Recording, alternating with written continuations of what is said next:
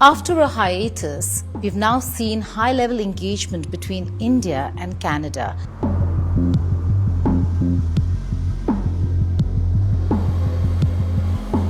I'm being joined by Tim Hodgson. He's Canada's Minister for Energy and Natural Resources. Your neighbor has become, or it's rather difficult to deal with your neighbor, with America. Is it Trump? Our Prime Minister was clear. The world, and it's not one country, but the world is changing. How concerned is Canada? How concerned are you when it comes to weaponization of tariffs? What we can do to combat that is continue to develop our trading relationships with like-minded partners. Is this a new phase, new era in India-Canada relations? Because not so long ago, our High Commission in Ottawa had said that diplomats there still don't feel very safe. This government, Prime Minister Carney's government, believes that we have recalibrated our relationship.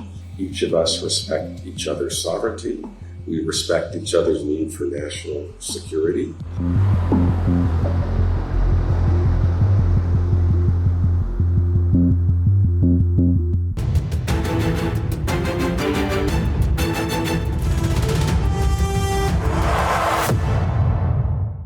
After a hiatus, we've now seen high-level engagement between India and Canada. I was speaking to the delegation from the European Union, and Kaja Kallas in an interview said that unpredictability is the word of the day. But over here, it seems diversification is also word of the day. To speak about it, to talk about how India and Canada are uniting and engaging in order to ensure that there is diversification and coming together of mutual interest, I'm being joined by Tim Hodgson. He's Canada's Minister for Energy and Natural Resources. Minister Hodgson, thank you so much for joining us here on this exclusive interview. Let's begin with the fact that you were here for the Energy Week, and there are a lot of deliverables that both countries can look at when it comes to energy security and diversification. Your thoughts on what the two countries are going to do and what's in it for both the nations? Well, first of all, it's incredible to be here. I haven't been here since 2005, and it's just such a pleasure to be back. In many ways, our two countries are a perfect match. Canada is a clean and conventional energy superpower. We are blessed with incredible resources. At the same time, India is this incredibly vibrant economy. By the end of the decade, the third largest economy in the world. What we heard clearly at India Energy Week is the growth in global energy demand is going to be driven by India. India is fully a third of the total growth in energy demand over the coming years. And for Canada, that's a tremendous opportunity. We are blessed with great critical mineral resources, which is something I know everyone here is focused on. We're blessed with abundant natural gas and are starting to exploit our LNG. We're blessed with an abundant LPG. We had a lot of conversations around uranium, around potash, around conventional oil. We also had some incredible conversations around the great innovative work that Indian renewable companies are doing and getting to a place where they're able to deliver baseload renewables at incredibly interesting prices. And I think there's an opportunity for us to learn from India about how to deliver in that particular area. Okay, let's talk about costs then. For now, diversification in terms of how India is looking at or has been always acquiring oil or petroleum or energy has been from not so far away but nearby resources. How will the cost factor over here be factored in? How are you looking at ensuring that the costs don't go up, that fuel consumption does not become dearer for consumers in India? Well, as Minister Puri pointed out, several years ago, you were sourcing your oil, natural gas from 20 different countries. Today, it's from 40 countries. The reality is Canada produces roughly 5 to 6% of the world's oil today. You're getting less than 1% of your oil from Canada. There's a huge opportunity for us to diversify our customer base and for you to continue to diversify your supplier base. The interesting thing is today, Indian companies are sourcing Canadian natural resources, our oil and our natural gas, off the Gulf Coast of the U.S. We're building the infrastructure today so you can source it off our West Coast. That's closer to India in shorter time frames. It means not dealing with tolls through the Panama Canal, and it means cheaper energy ultimately for India. Okay. How much of this, the focus being diversification, has to do with really looking at diversification, or is it has to do with the fact that your neighbor has become, or it's rather difficult to deal with your neighbor, with America? Is it Trump? No, I think our prime minister was clear. The world, and it's not one country, but the world is changing. In Davos, our prime minister spoke very well about what is happening. For the last 80 years, most countries in the world have been trying to focus on integrating their economies and leading to lower ultimate costs, free trade between nations. Today, we're in a world where some countries are using that integration for coercion. They're using tariffs to get leverage on people. What our prime minister said in Davos is middle powers in the world, the way we combat that is we strengthen the diversity of our relationships. That creates economic resilience. That creates national security for all middle powers. Canada's committed to diversifying our relationships as it relates to energy, as we just talked about, given that India is will be the third largest economy in the world, that 1/3 of the increase in global energy demand is going to come from India. Our road to continuing to be an energy superpower is through India, and that's why I'm here.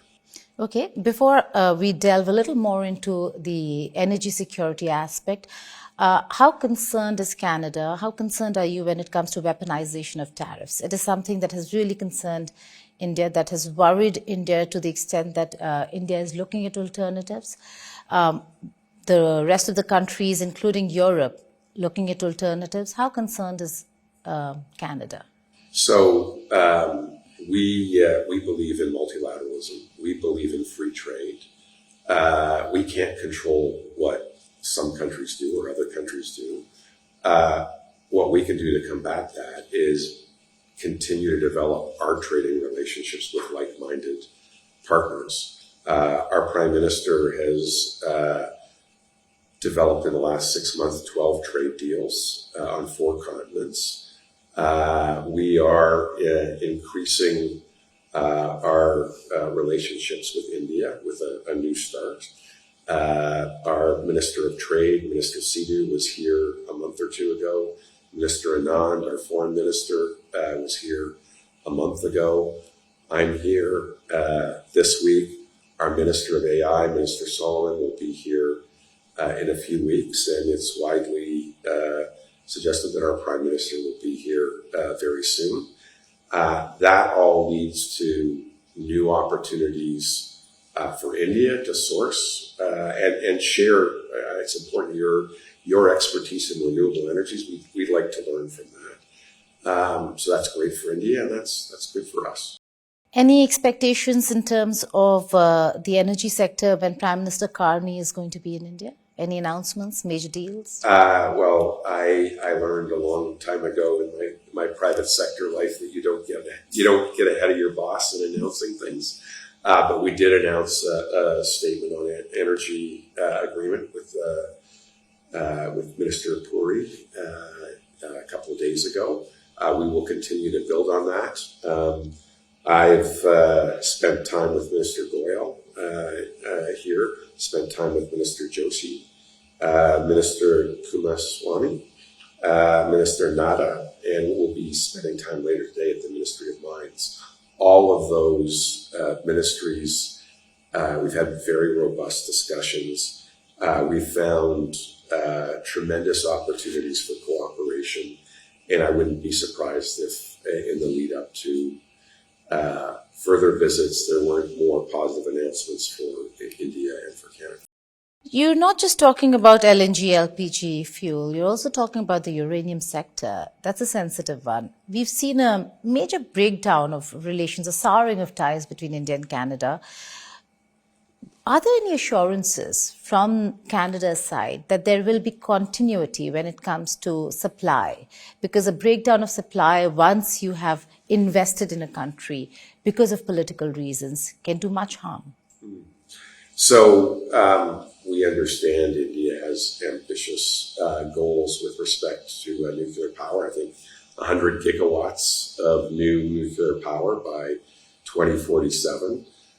We also have ambitious goals with respect to growing our nuclear business. Canada has the best uranium supplies of any country in the world. We have supplied India over many years. Our commitment to India is we are happy to supply uranium for peaceful purposes to any facilities that continue to abide by the International Atomic Energy Agency's oversight rules. We're happy to be a supplier to India. Are we looking at a new phase in India-Canada ties after, again, I come back to it, after the bitter relations that we saw in the recent past? Is this a new phase, new era in India-Canada relations? Because not so long ago, our High Commission in Ottawa had said that diplomats there still don't feel very safe. So Canada and India should have great relations. There's almost 2 million Indian Canadians.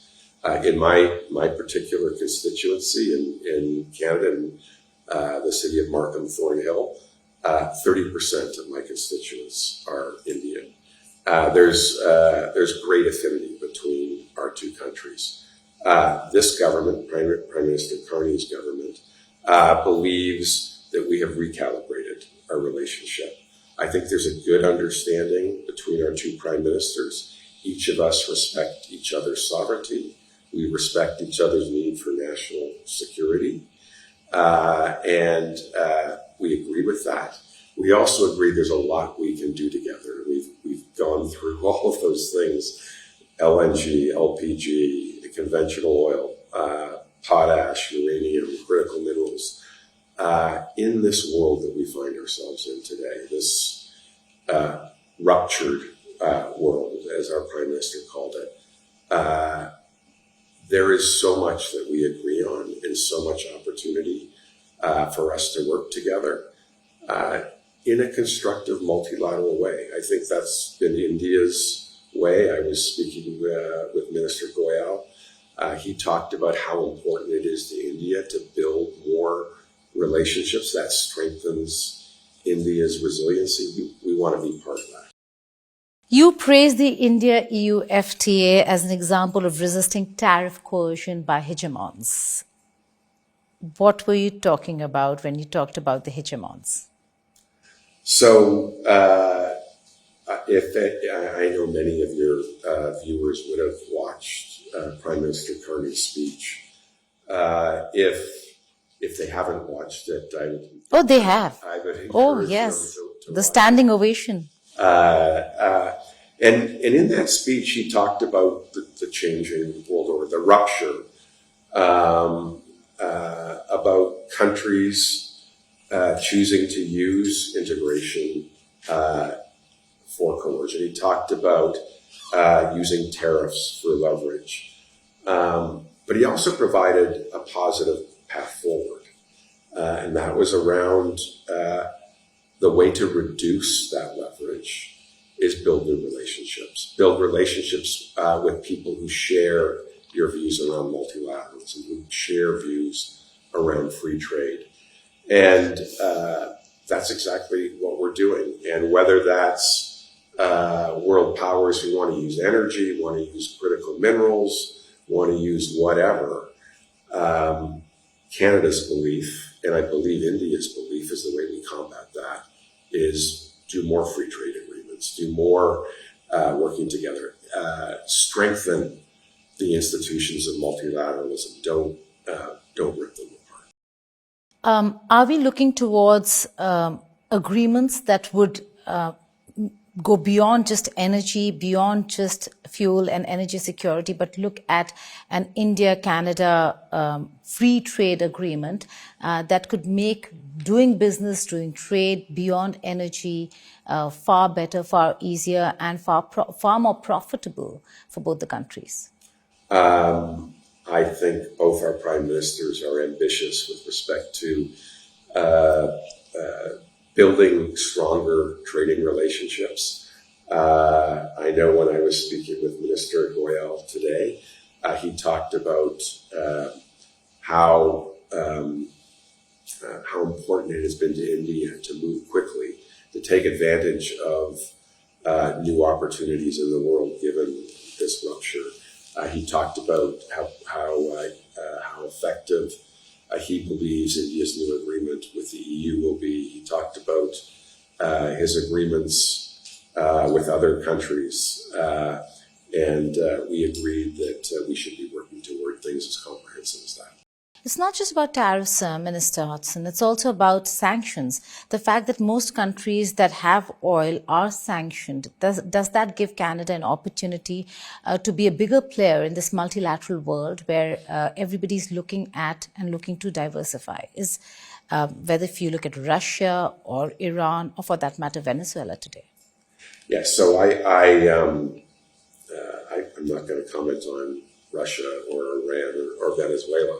What I know is, as I go around the world, whether it's in Germany or the UK, or we're speaking with our allies in Japan or Korea, what we hear over and over again is Canada has the energy and natural resources that would help these countries continue to develop their economy, to continue to grow.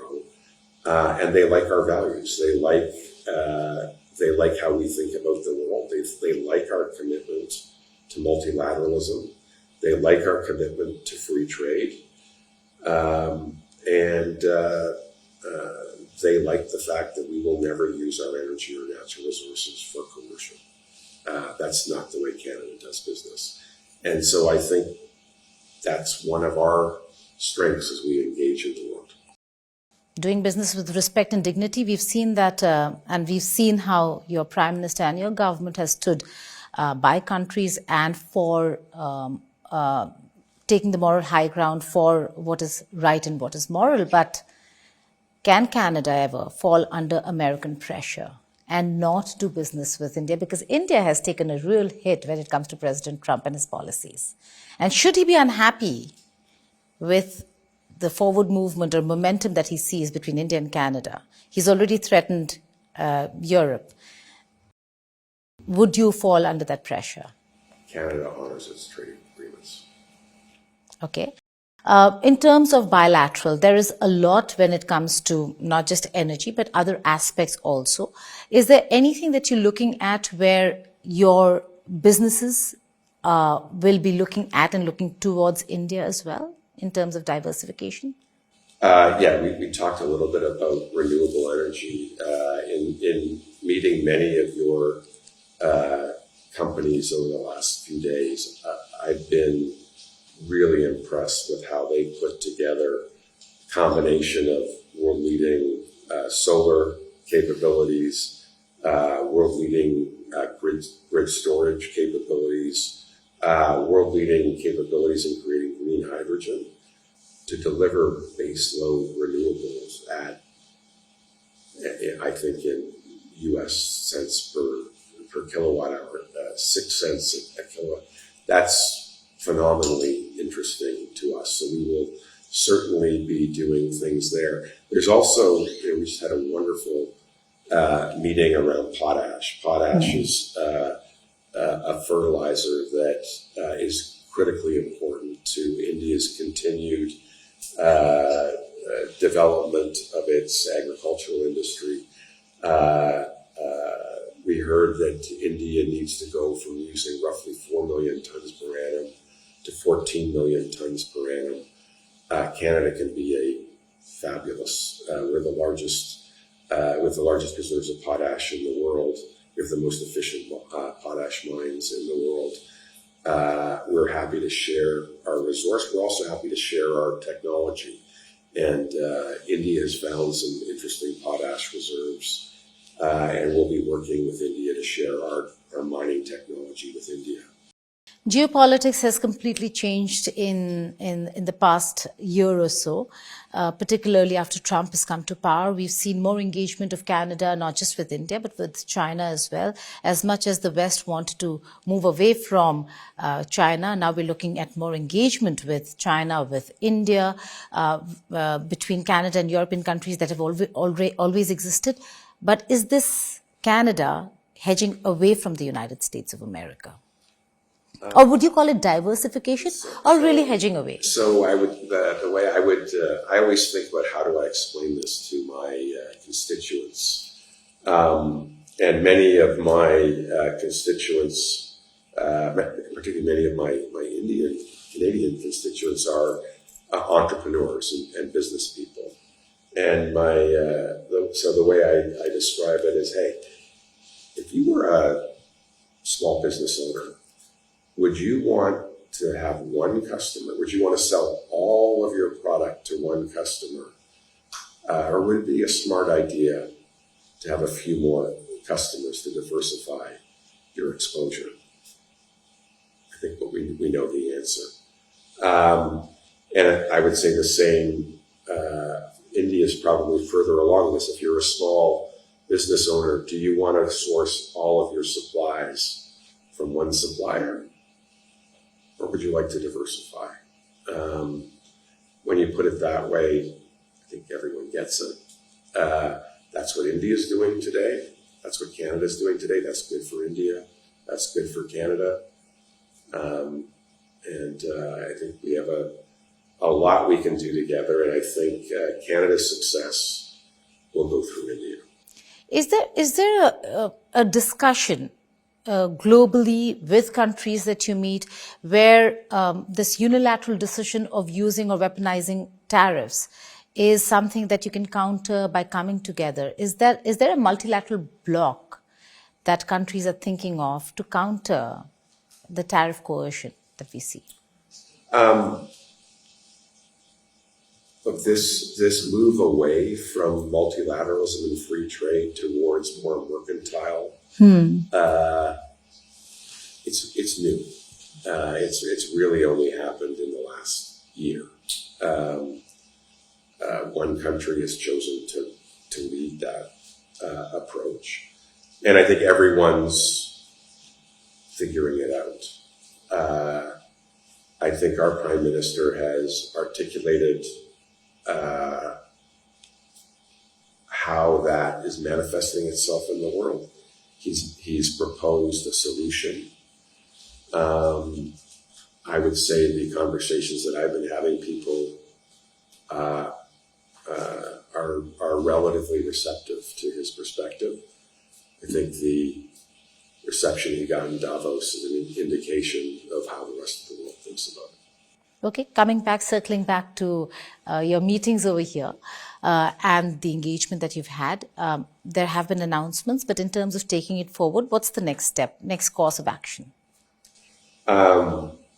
So as we've talked about in all of our conversations here in India, my Prime Minister believes in key performance indicators. He believes in milestones. Your Prime Minister is very business-oriented and very much the same. So we have talked about a series of next steps about how we move from constructive dialogue to constructive frameworks for engagement to actual contracts and business. The key performance indicator that our Prime Minister has given us is we must double our international trade beyond our existing significant trade with the United States. With respect to India, we're at about $30 billion of trade between our two countries today. The mandate is get that, double that by the end of this decade. Now, I'm sure as we get close, he'll raise the bar, but that's good for India and that's good for Canada. Okay. In terms of volatility, I know we're running out of time, but we need to get this through as well to our viewers as to how Canada is looking at and monitoring this situation. Volatility when it comes to energy markets, given the kind of regional instability that we're seeing, the threats of an attack that the United States of America, President Trump is talking about when it comes to Iran. How are you looking at the Strait of Hormuz? Because that is critical when it comes to energy supplies. Most of fuel goes through the Strait of Hormuz. So your reading on America's decision to maybe attack Iran and how will that impact energy security? We don't control what America does. Clearly, a significant amount of the world's energy goes through that region. The reality is Canada does not source any of its energy from that region. What I can say is if countries are worried about that, Canada represents a really attractive alternative to diversify away. We will be a stable supplier. And I think given that we can export off our west coast, it's a direct line to India. And a secure one at that. And a secure one at that, yes. Okay. So looking forward to that. But again, there are so many aspects that I'd like to ask you on, but we're really running out of time.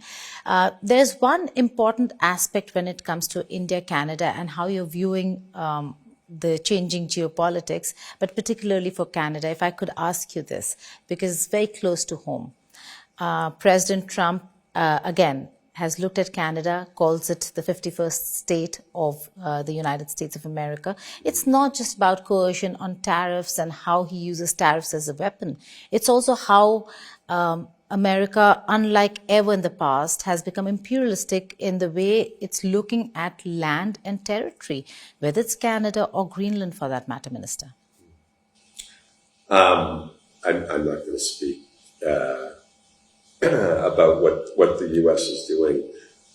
What I can say is Canada believes, as was laid out in the UN Charter, that no one can change borders by force. We believe in the sovereignty of countries. It's a position our Prime Minister has spoken clearly on. And Canada will continue to stand for that. On that note, Minister Hodgson, hoping that India-Canada ties only grow and hoping that all the aspects that you've covered in your visit fructify and is taken forward by the leadership. On that note, thank you so much for joining us here on India Today Global. Thank you very much for having me.